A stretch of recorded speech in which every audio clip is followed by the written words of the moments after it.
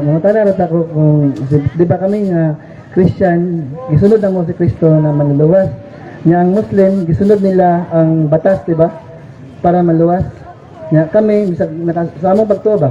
Kung kami makasala, tungod sa pagtuo na mo o nagrepent me, tungod sa mga sala pinaging Kristo, maluwas kami. Pero sa mga tanarot ako kung sakuran, sa inyong batas, kung masipit mo kausa nga gisunod sa inyong batas, may langit ba mga na or nai pamaging mawala inyong sala ba nga inyong gisunod. Salamat brother. Pangalan na to Brad? Anthony.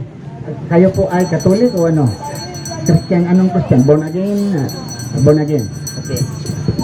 Si Kristo. Giluwas na ni Kristo. So, ang tanong mo sa amin, ano ba? Ano bang kaligtasan din namin? Actually, ang turo namin tungkol sa kaligtasan, pareho kay Kristo. Ganito. Lumapit ang isang lalaki, mabasa sa Mateo 19. Lumapit the young man came to Jesus Christ and asked, "Good Master, what good thing shall I do that I may have eternal life?" Ano bang aking gagawin? Mabuti magtutudlo para makamtan ko ang buhay na walang hangganan. Nang ibig sabihin, kaligtasan. Buhay na walang hangganan, ibig sabihin kaligtasan. Sagot si Kristo, bakit tinawag mo ako mabuti? Walang ibang mabuti, maliban lamang sa Diyos. Okay? Pero, kung gusto mo makamtan ang buhay na walang hangganan o gusto mo makamtan ang kaligtasan, sundin mo ang batas. Sundin mo ang batas. The young man replied and said, "Which commandment?" Anong batas? Sabi ni Kristo, "Thou shalt not kill, thou shalt not commit adultery, thou shalt not bear false witness against thy neighbor," etc. The young man answered to Jesus Christ and said, "Lahat ng ito ay sinunod ko na mula pa ako bata, sinunod ko na. Ano pang nakulang sa akin?" Sumagot si Kristo naman, kung gusto kang maperfecto, sell that thou hast and give it to the poor, come and follow me. Kung gusto kang maperfecto, ibenta mo yung mga ari-arian mo, ibigay mo sa mahihirap at sumunod ka sa akin.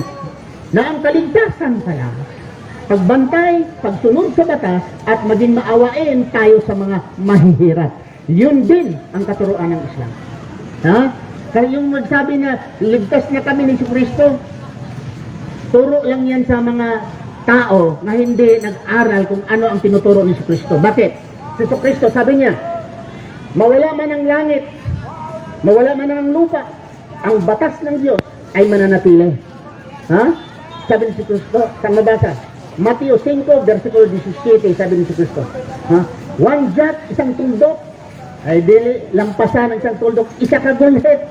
Mawala man ang langit, ang lupa, ang batas ng Diyos ay mananatili. In order for us, you Christian, to be saved, is to follow the law of God through Jesus Christ, and we Muslim also, we have to follow the law of Allah through Prophet Muhammad sallallahu alaihi wasallam, and that is the real salvation. Okay, follow up brother. Dito tayo sa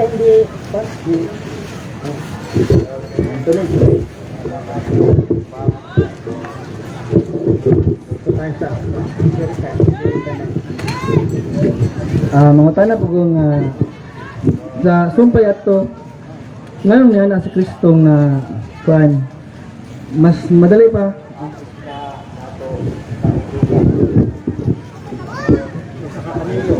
ano na kanang Kristo nga mas dali pa makasulod ang kamilyo sa bangal sa karayom kaysa usa ka dato nga makasulod sa hingarian sa langit. Believe ko ni Anthony kay nagbasa din ng Biblia, alhamdulillah. Nga naman, kay wala man niya bidawat ang gisulti ni Kristo. Ning lakaw man siya. Ning lakaw siya, o niya, nagbagulpol pa, wala siya ning tuo ba? So, mo itong giingon si Kristo, maayo pa ang kamilyo nga mulusot sa dagom, sa bangag sa dagom, kaysa usa ka adunahan. Kat dili pud tanang adunahan, katarong adunahan na. Kay wala man siya ning tuo kay Kristo, kanaa man siya katigayunan, ning talikod man siya gitalikdan ng Kristo, ug wala man siya niingon, "Oh, sundon nako." Sa balaod din sunod siya. Pero sa utos dagdag ni Kristo, maibalik niya ihatag sa mga kabos, gaya din sa amin. Pag sumusunod kami, supposing 99% sumusunod kami sa batas ni Allah. Isa, itanggi namin, ay interno kami. Isa lang. Pag sabi ng Allah, magsamba ka kay Allah, mag-pray ka 5 times a day. Yung bang mga fard, tinuro ng Allah fard, di bang obligatory? Isa dyan, ay tatanggian namin, ay perno kami. Oh. So yun din ang sabi ni Kristo. Yung isang bata na nagsunod siya sa batas. Pero sinabi ni Kristo na ibintang sa iyo, ibigay sa mga mahirap. Hindi niya tinanggap, eh perno siya. Apil naman ang mga kanang sa itong thou shalt not lie, may nana, di ba? So, sa ako lang makasabot, so tanang Muslim, madlok mamakat. Igsoon, tanan yun tang tao, mahadlok yun tang mamakat. Basta na itay pagtuo sa Diyos. Dili lang Muslim, na ang Muslim mahadlok mamakat. Tanan ng mga tao, basta nairelihiyon, nagtuo sa Diyos, nagtuo kay Allah, talagang mahadlok siya mamakat.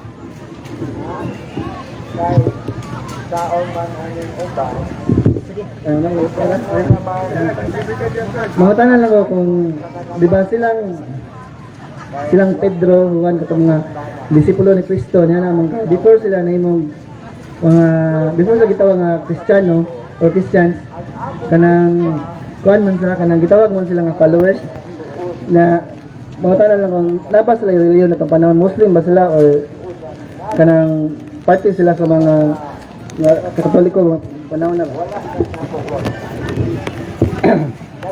Shout out muna tayo. Shout out ko muna ito sa nagbantay dyan, naglantaw sa Facebook live. Si Brother Safar Mendoza. Assalamualaikum salam. Sa Manila siya ngayon. Shout out sa inyo brother. Si Jamal Pundato. Assalamualaikum salam. Taga Iligan City. Nanood sila. Shout out sa inyo brother. Okay. So ngayon ang tanong mo brother, yung ano to? Ano yun?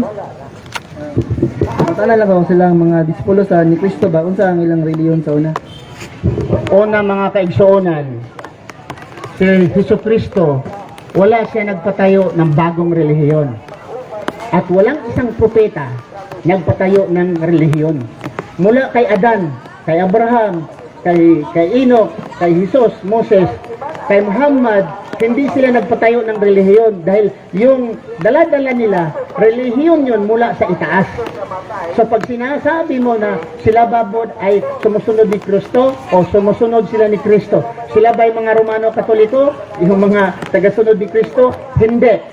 Wala kang mabasa ng tagasunod ni Kristo, Romano Katoliko. Wala kang mabasa sa Biblia. So, unsa ang ilang reliyon? Ang relihiyon nila is Islam. Submission to the will of Allah. Yan ang kahulugan eh. Islam is submission to the will of Allah. Pagsunod sa batas ni Allah. Yun ang tinuturo ni Moses. Yun ang tinuturo din ni Jesus. So sa akong pagkasabot, silang Pedro, nga masunod ni Kristo, mga Muslim sila. So sa Islam, tinatawag to mga disipulo ni Kristo, Harawiyun.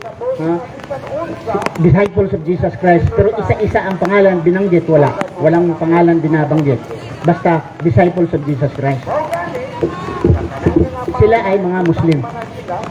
Nabasa sa Quran, sa Surat al-Maryam, nabasa din basta maraming teksto sa Quran na sila ay mga Muslim.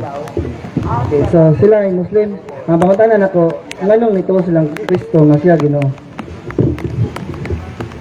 Anthony, siguro sa pagkarinig mo, sa nabasahan mo, pero hindi nagbula sa Biblia.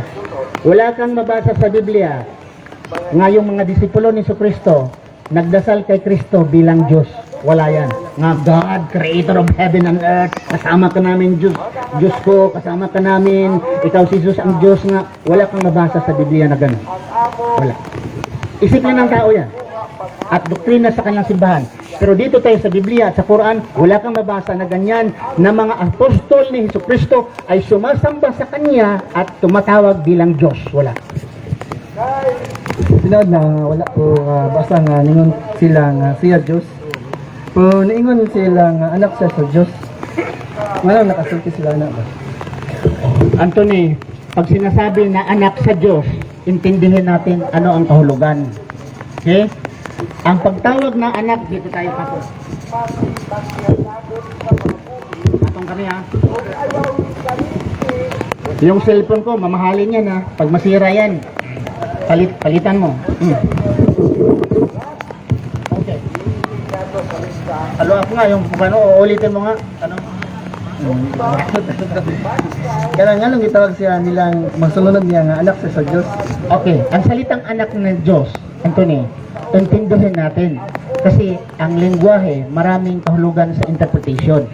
Yan ba ay literal? Yan ba ay symbolic? Sabi nila, allegoric, metaphoric. Anong klaseng interpretasyon i-apply natin sa salitang anak? Sa'yo.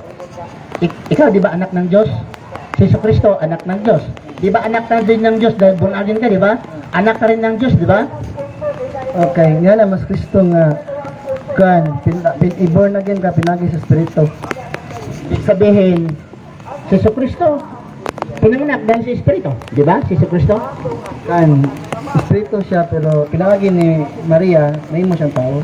Oo, ikaw rin, Espiritu. Ha? Pero dahil sa imong nanay, naging tao ka. Di ba ba? Si Jesucristo ay nilikha sa Espiritu.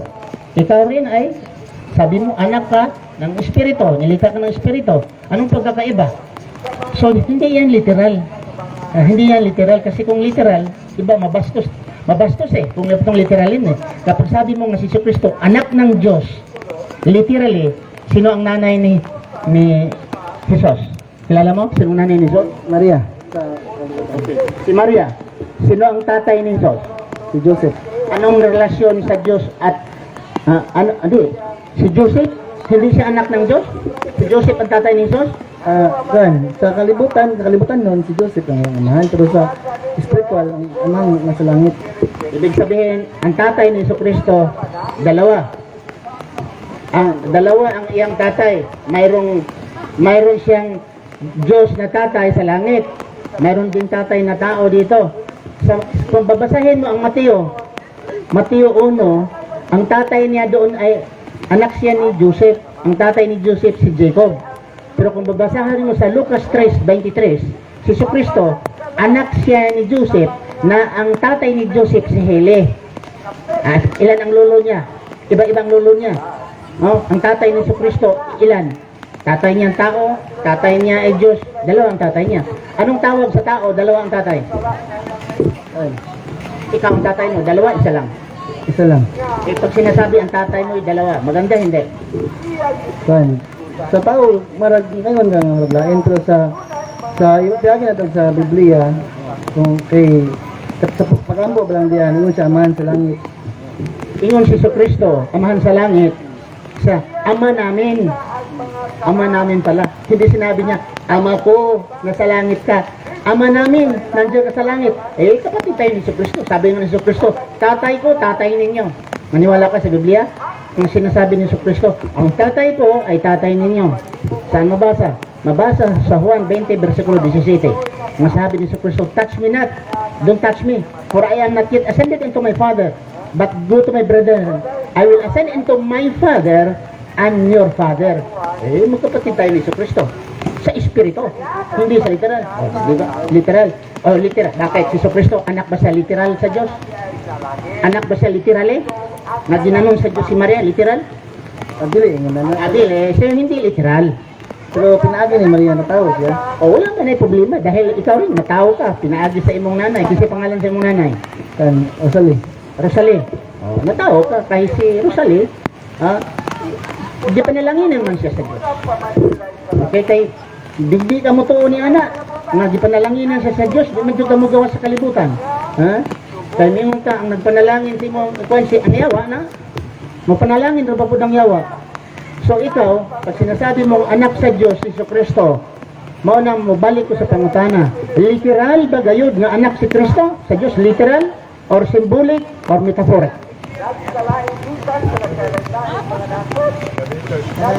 Dumagin pangutan. Ako mangutana sa mga.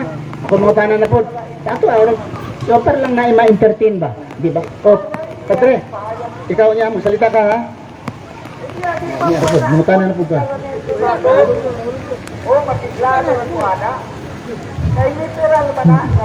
Basta nabasa na, nahungod na doon. Ilang tanong gano'n na akong kuhan.